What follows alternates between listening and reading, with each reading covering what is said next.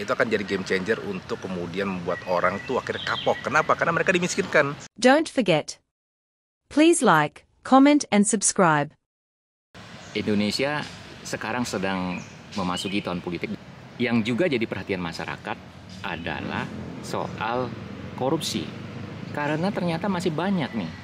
Meskipun sudah ada KPK, sudah ada Kejaksaan Agung, bahkan di kantor pemerintah ada Inspektorat Jenderal, korupsi masih terjadi di legislatif, yudikatif, maupun eksekutif. Terakhir kita sudah tahu bagaimana Abang atau Bapak ini melihat ke depannya ini tentang program anti korupsi baik dari masyarakat maupun lembaga-lembaga pemerintah.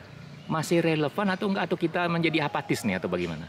Iya, kalau untuk perlawanan terhadap anti korupsi itu sesuatu yang memang wajib dan itu harus berjalan sebenarnya itu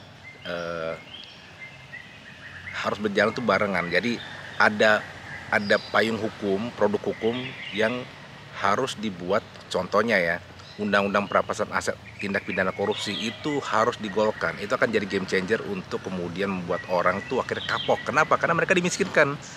Kalau mereka sudah dimiskinkan ketika menjadi terpidana korupsi, mereka nggak bisa lagi bayar orang-orang yang nggak bisa bayar lagi hakim atau penegak hukum atau petugas LP gitu kan.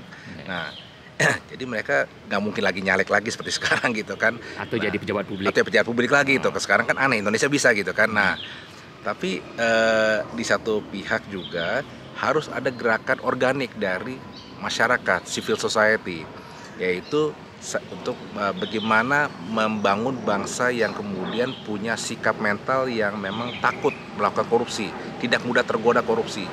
Mulainya sebenarnya dari keluarga.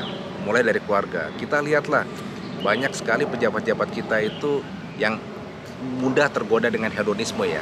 Hedonisme mereka kayak konsumerisme pamer gitu kan. Nah, ini saya lihat ini kalau misalnya di dalam teori Aristotle kan, sebenarnya ini terkait juga dengan cara pandang masyarakat kita, mayoritas ya, sebagian besar tuh memaknai bagaimana memaknai kebahagiaan.